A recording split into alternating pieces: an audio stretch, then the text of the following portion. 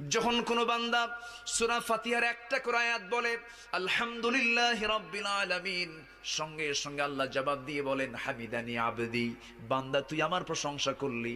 আর রহমানির রহিম যখন বলে আল্লাহ বলেন আসনা আলাইয়া আবদি। মালিক ইয়াউমিদ্দিন যখন বলে আল্লাহ বলেন মাজ্জাদানি আবদি। এরপরে যখন বলে ইয়াকা না'বুদু ওয়া ইয়াকা নাস্তাঈন পর্যন্ত যখন বলে আল্লাহ বলেন বান্দারে তুই আমার কাছে কি চাস, প্রাণ খুলে চা রে বান্দা।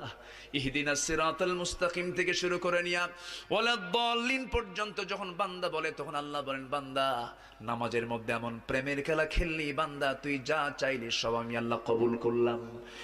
ওই বান্দা যখন রুকুতে যায় আল্লাহ তখন অস্থির হন।